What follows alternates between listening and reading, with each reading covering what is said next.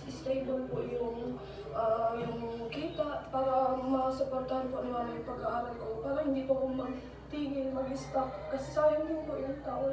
So ayaw mo din talaga matigil, gusto mo makapagtapos. Pangarap mo maging polis? Ha?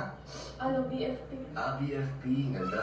Bagay sa'yo kasi may height ka naman eh. Tagtad mo nga eh. Kasi inutang lang po namin. Itong bahay niyo ay inutang na lang.